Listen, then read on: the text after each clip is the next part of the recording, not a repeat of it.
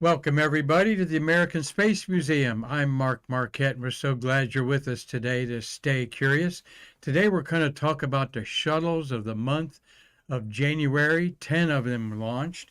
Look at this gorgeous photograph by our good friend Tom Usiak behind us. But before I get started with our program today, we have learned some sad news. Astronaut Walter Cunningham has died at age 90. He, of course, was the Apollo 7 lunar module pilot without the lunar module, as that important 10-day mission in October 1968 paved the way for the command module to be certified to go to the moon. Of course, Walt Cunningham flew with Don Isley and the great commander Wally Schirra. And we learned this. Thank you, Tony Achilles sent me a text. One of our great Stay Curious followers. Tony, thank you for telling us that. Just within this afternoon, Mr. Walt Cunningham has died at age 90. NPR says as a result of complications from a fall. And we will talk about Mr. Cunningham tomorrow on Stay Curious show and profile his career and life a little bit. He was born in Creston, Iowa on March 16th, 1932, and became an astronaut in 1963, one of the third group selected. And so we send our sympathies to the family of Walt Cunningham. Marty, my co-producer, hello to you. And Connie McDaniel's helping us today also. Marty, you dealt with him at some of your Grumman reunions, and so I know he was a great participant. Wrote a wonderful book called All American Boys from 1977. Have you got any comments about Marty about Mr. Cunningham's passing? No, other than it's obviously a very sad time.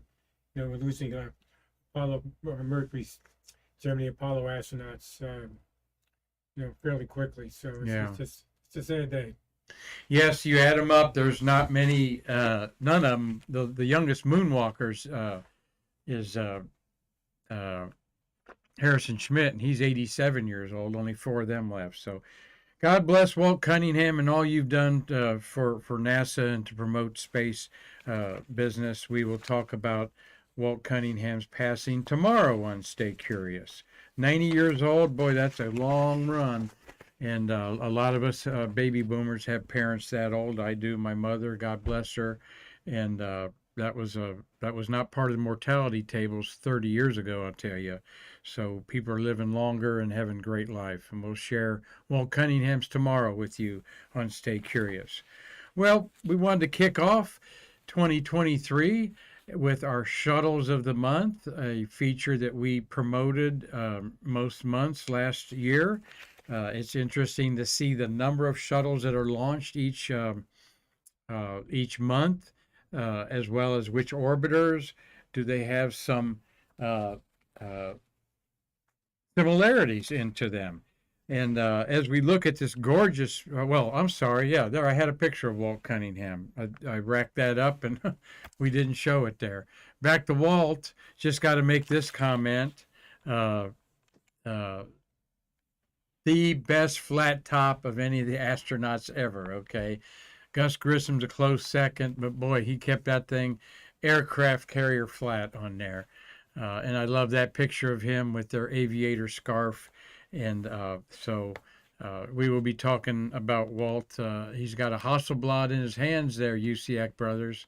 So next to my binoculars here. So there's our mighty shuttle getting maximum Q pressure, a photograph that's not often caught of the actual sound barrier being broken and clouds accentuating that as it travels down the shuttle fuselage there.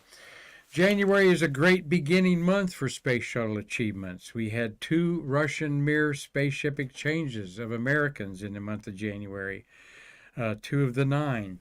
2 astronauts flew twice in January, Brent Jett and Marcia Ivins. 2 astronauts named Nelson flew together, Pinky and Bill, our current NASA administrator.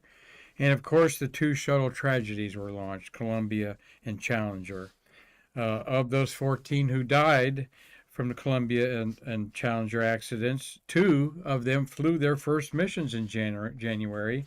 L. Onizuka on 51C and Michael Anderson. L. Onizuka lost his life in Challenger, and Michael Anderson on Columbia, and his previous mission was in January, STS-89. All 5 orbiters were involved in shuttle launches of January for a total of 78 days in space. 9 successful missions, because despite the tragedy of Columbia, the 16-day mission performed flawlessly all of its scientific goals. 56 people can say they orbited Earth in the month of January. There were 2 Mir space station exchanges with the Russians that taught us a lot about how to build the current shuttle, or the current space station. And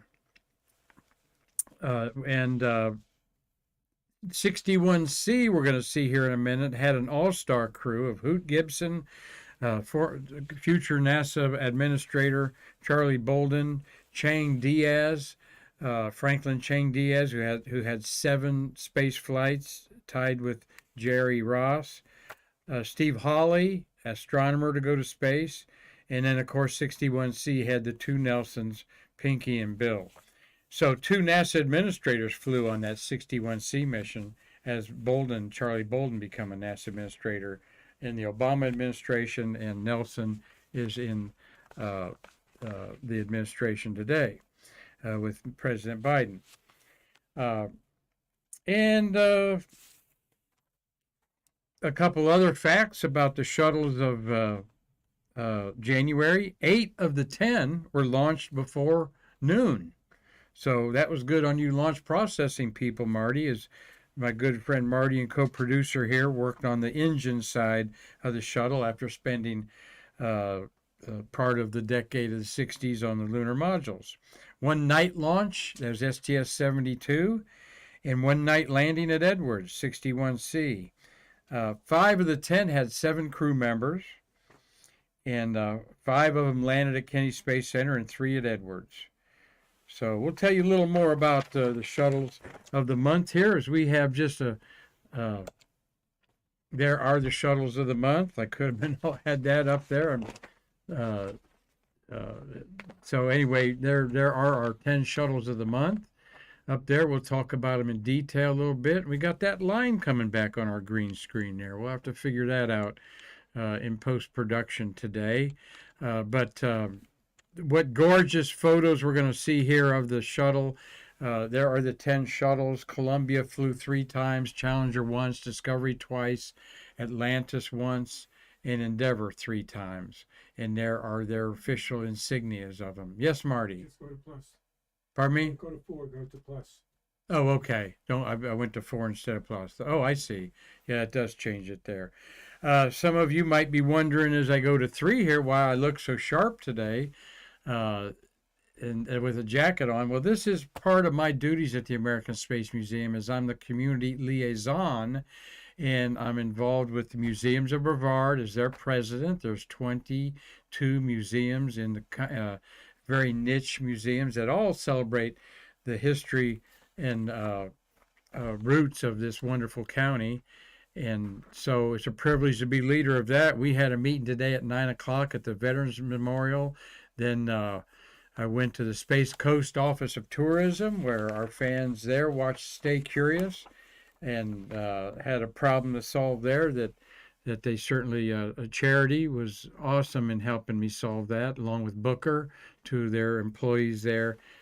Charity's the key person with the media and basically the community out there. And then I still wasn't done and had to go.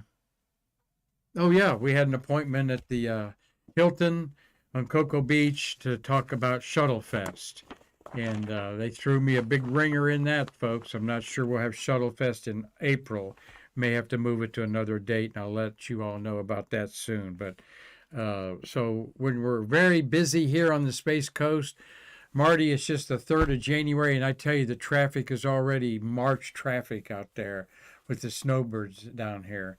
And we love them. Just bring your wallets with you, your credit cards, come to the American Space Museum and enjoy us while you're down here. But yeah, we're having some good weather. It's hitting the 80s. The beaches will be full. They just opened up Playa Linda Beach after it being closed from the hurricane.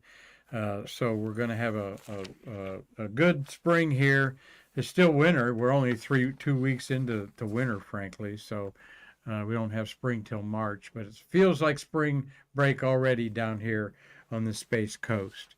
Well, as we look at these shuttles of the month, I'm going to show you just one picture that kind of highlights each of them and give you a thumbnail. Here is a gorgeous launch of STS-32, which was our first shuttle of the month. STS-32 was Columbia. Let me put my spectacles on. Gorgeous launch there, breaking through the cloud deck. This is taken from one of those T-38 chase planes that usually had the astronauts flying around to make sure that airspace was clear. And Marty, we'll talk about this later this month, but this is the long duration exposure facility that was left in space almost 4 or 5 times longer than it was intended because of the Challenger accident. It was put up a few missions before Challenger in 1986, but it was 1989 when it was 1990, all right, when it was retrieved January 9th, the launch of Columbia STS-32 that did this retrieving there. And that was covered. As you see, the damage and warps and colors are faded. This was just coated with all kinds of polymers, metals, paints to see what would work in building the International Space Station. This is 1990, and we would just start building the space station shortly after this, and it would be the first elements in 1999. So they were building the elements on Earth to go to space. So this was very important to get this LDEF, as they call it, long duration exposure facility back. And that was a fabulous 10-day mission of Columbia. Next launched in January was STS-72, and that is our good friend of our museum, Winston Scott, with his $1 million smile there. You'll see this photo of Winston in a lot of places. It just says, I'm on a EVA, extravehicular activity. I'm spacewalking, folks, and I'm digging it. The only thing missing from this of Winston Scott is his trumpet, because he's a fabulous trumpet player. But Winston, we love everything that you do for the space community here, and particularly our museum. This was a mission we'll also highlight where Winston and Leroy Chow went out on spacewalks, and actually Winston tested the spacesuit that was going to be used during construction of the International Space Stations, and they made him as cold as they possibly could, put him out as far as they could in space on the arm in the shadow of the shuttle Endeavour, and to make him the coldest astronaut, the coolest cat that's ever been in space. So we'll be talking about STS-72. That was almost a 9-day mission. Another shuttle of January is the one I talked about previously, STS-61C, with its all-star crew. Bob Sinker was on that also, and he is one of the astronauts of the day this month of January that we'll be going out and seeing him. We being Marty and myself, and we have Anita Truex, our office manager, and Connie McDaniel, who's learning the Streamlabs ropes here. We've got her hooked on going out there and getting an astronaut autograph and hearing a great presentation by an astronaut. They're all different, yet they're all sort of similar. A few of them are similar to nobodies, like Fred Gregory's, right, Marty? He took us on a tour of the solar system and the universe, and said very little about his space accomplishments, but he did let you know that he had been in space. This delivered a SATCOM communication satellite, and there they are. I love this picture because it's like you just, whatever you want to wear, just make sure it's blue, okay? And we're going to put this little go-kart helmet on you. That's not even a NASCAR style helmet back in the day, 1980s, the early shuttle era before Challenger, the first 25 launches. They just kind of flew flight uniforms, no pressure suits, and the helmet was basically for a communications helmet, and so that they wouldn't get their head knocked around on that ascent or reentry. And times changed a lot after January 20, uh, uh, 8th, 19, or 26th. I mean, not 20, January 28th was the Challenger. So our space shuttles of January, Marty, they include 4 missions that deployed satellites. That was the main cargo that NASA arrogantly said, forget your single stick rockets. Every company in the world is going to want to use our cargo bay. 60 feet long, 15 feet wide. They could jam 2 or 3 satellites in there. And of course, one big Department of Defense spy satellite, which is the Defense Department dictated the size of the payload bay when the shuttles were under construction. And they did have one DoD mission in January. There were 2 missions to Mir, like I said, 2 missions that tested the spacesuits and tools that were to be used on the International Space Station. There were also 2 laboratories, all right, the International Micro Laboratory. That is the one at the second left at the bottom beside the STS-107 Columbia patch there. That's a big patch with a big shuttle on it. And as you look at patches, and a lot of you collect patches and know history of patches, the Columbia patch is the only shuttle patch out of 135 shuttle patches that is shaped like the space shuttle. Isn't that ironic? Well, this is one of the Mir missions there. Everybody getting cozy with each other. That's Jerry Lininger and Marcia Ivins going up to the Mir space station on STS-81. That is one of the Russian astronauts there on the left.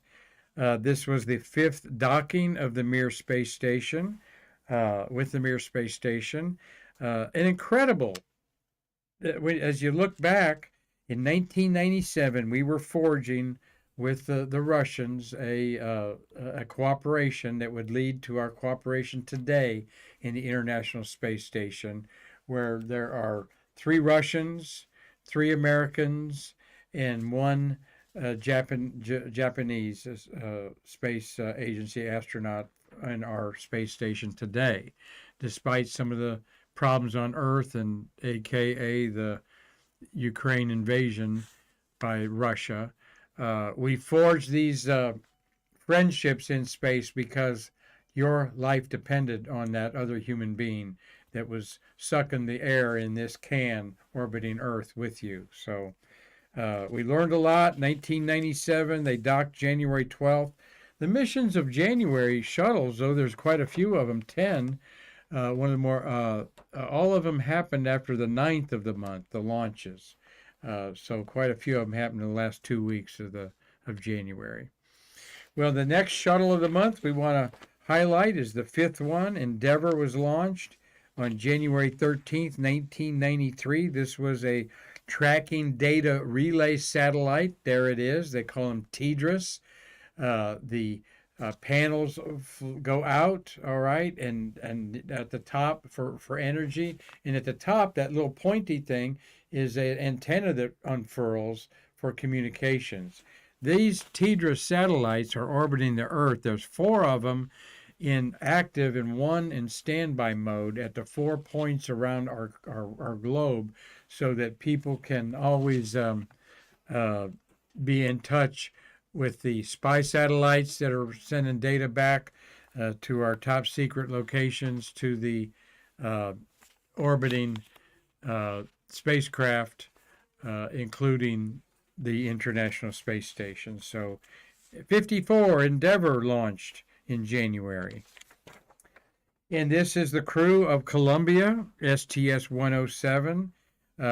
During some of their training, there they are learning how to, not sure exactly what that is. They're learning something about an aspect of their uh, trip to space, which was a very successful, almost 15 days in space, from January 16th to February 1st, when the scheduled landing, of course, did not happen. Um, they had 7 crew members, including Israel's first astronaut, Elon Ramon, and he's there on the left. And we are going to be celebrating these people in honoring our heroes at the Astronaut Memorial that will be hosted by the American Space Museum and the Titusville City Flag and Memorial Committee. That event will be Sunday, January 29th at 1 o'clock, and you will be able to watch it on our broadcast, a special program of Stay Curious, as Marty and I did that last year. We'll do it again this year. A very patriotic and, if not somber and humble, event where we highlight all 17 astronauts that died in the Apollo 1, the Columbia and Challenger tragedies, as a representative puts a flower on the bronze plaques that are at Sandpoint Park, just north of our Spaceview Park here in Titusville. Something that I think the city of Titusville really does well on their own. And here are our astronauts. And we hope that you all watch it this January 29th. We're doing it on a Sunday at 1 o'clock. It's usually on a Saturday, but we had a request from the Israeli embassy to have it on not the Saturday when the Jewish people are celebrating and they're honoring their religion, so they can honor Elon Ramon. So we're looking forward to that. Those of you that come to the Space Coast for that, our speaker is astronaut Nicole Stott, and we will have a reception here at the American Space Museum for the Israeli consulate at 3 o'clock. So, and as we mentioned again, these tragedies, here, Marty and I made a conscious decision with our executive director, Karen Conklin, when we started Stay Curious, that we do not show any pictures of the tragedies.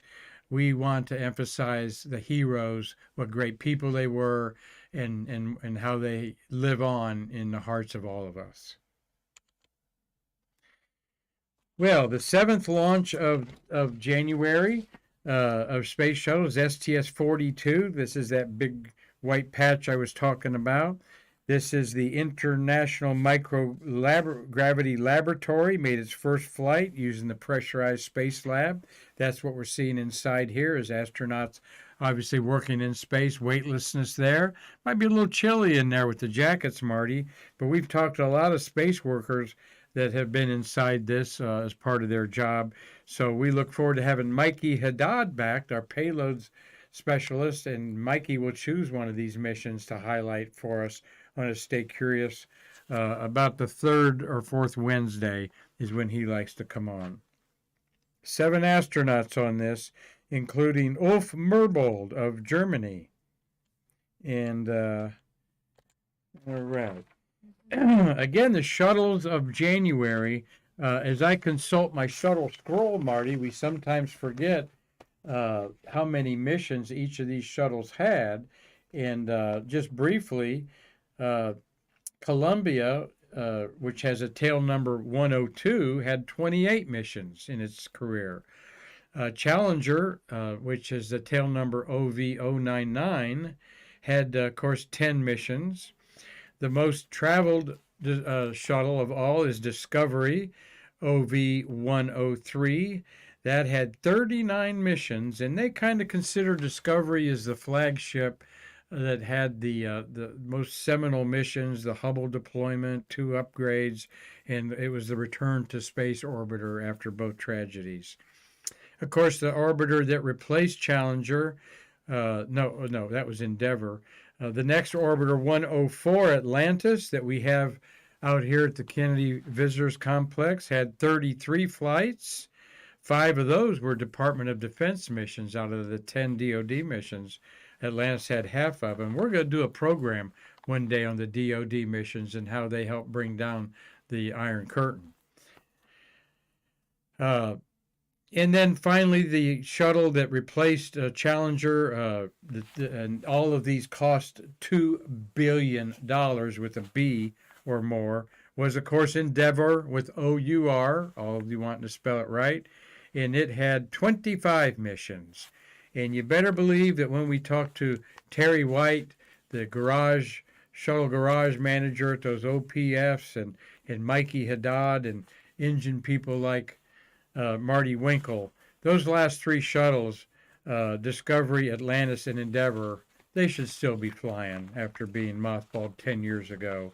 At least one or two of them. They were at their peak performance. The crews were doing best turnarounds ever. The machines, though complicated, the most complicated flying machine ever built, were doing fabulous jobs. So before we continue with the other shuttles, I want to give a good shout out to Tom Celentano. Magali Rowell's watching. Steve Hammer, thank you for your stay curious with me. Oh, Marty handed me my good buddy Cliff Watson. Cliff's always giving us some money, y'all out there with those stars. Thank you, Cliff. Neil 1030's out there. That wouldn't be Neil Young, is it? Neil Atoll is watching. I doubt that. Chris Callie's watching, though. Hey, brother, I'm licking my chops just like you. Ohio State and Michigan both went down in the college bowls, but yeah, that just made me pick up the pencil and sketch some more, Chris. I found that to be a great outlet of my frustrations. Dan Brookshire's watching. Doug Forrest, another awesome artist in L.A. Gary Gerald, hope you're getting those fields plowed up, ready for them peanuts, my friend. Ben Huset's watching. Carlton Bailey, hi, Carlton. Dave Stangy, of course, Cynthia Rossi's here on the coast. Ophelia, she's in France. Mark and Tom Usiak, they're in Pennsylvania watching today. And Mariana Kritz is watching. Tell your friends to watch us on YouTube as we monetize our program there. We can see your comments on YouTube here too, by the way. We're making 25 cents a Stay Curious episode maybe. But we're up to 720 some episodes, Marty, so you know, those quarters will start turning into dollars one day here. So, and y'all can go back and watch the old shows too. Don't watch any in the 2000s, okay? I don't care at all. But boy, we were printing stuff out, and we had a time, didn't we, Marty? Marty was constantly saying, your audio's scratching, and I'd jump out of here and go over there and fix it. And anyway, let's get off with our shuttles here as I reminisce too much about the fun we're having on Stay Curious. STS-89 was an Endeavour mission that launched January 22nd for a quick 9 days up to the Mir space station again. Terry Wilcutt was the commander of that. We just saw Terry talk out the Space Center. He was an awesome talk. This is where Michael Anderson, who lost his life on Columbia, went to space.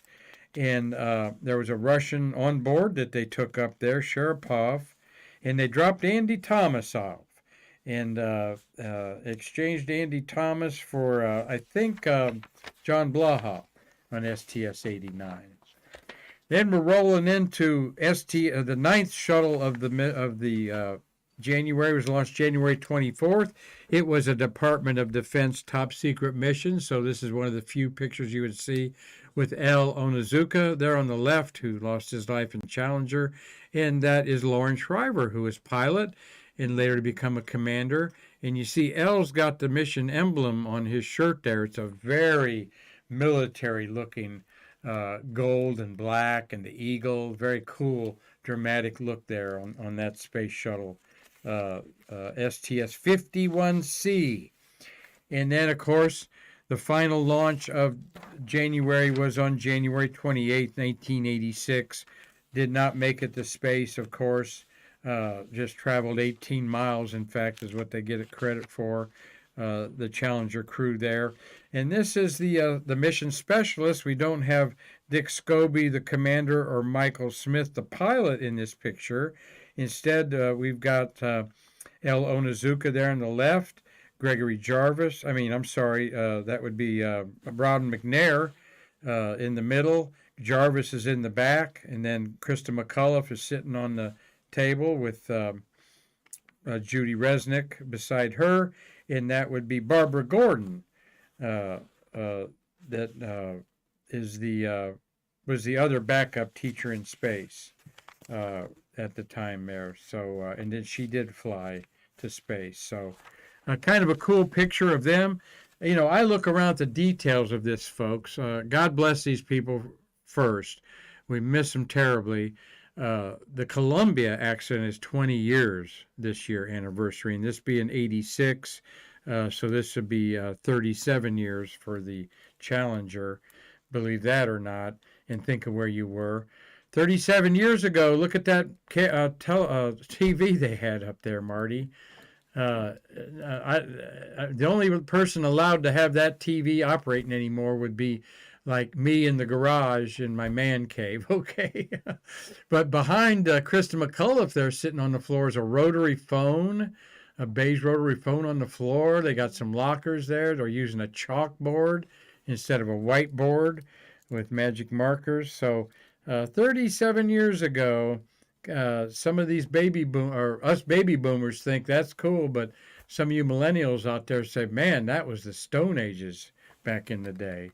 And Marty, I look at that TV, but it must have cost over $100.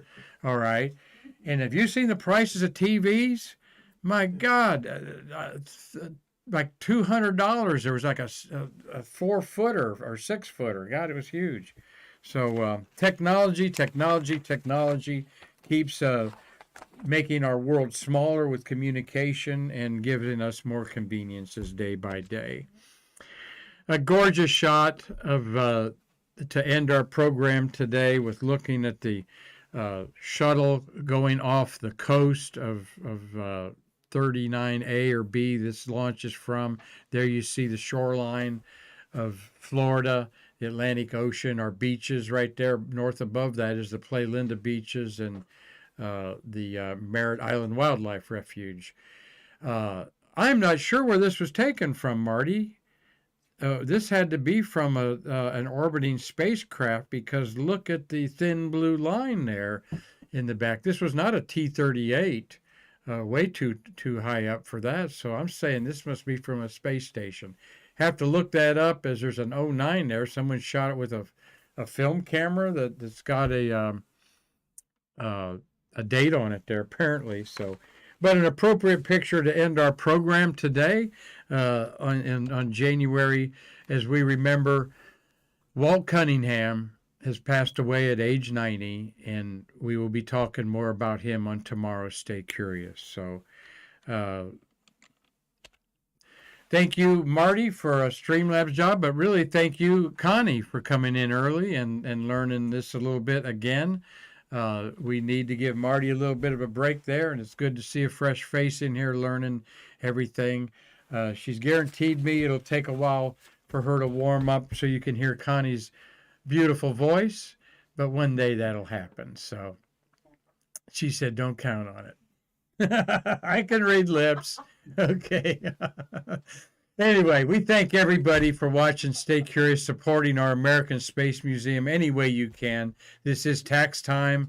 We'll be telling you a few ways that you can dump some tax money, deductible money to our way. We are a 501c3, completely authorized, and we've also got a 95 out of 100 rating from Charity Navigator that rates nonprofits. So you can give money to us with confidence, as the Tom and Mark and Vicky Usiak have done, and we have they bought us a microphone so we could hear Marty and maybe one day Connie. So until that happens, I'm Mark Marquette saying thank you for watching Stay Curious. We'll see you again tomorrow to bridge the space between us.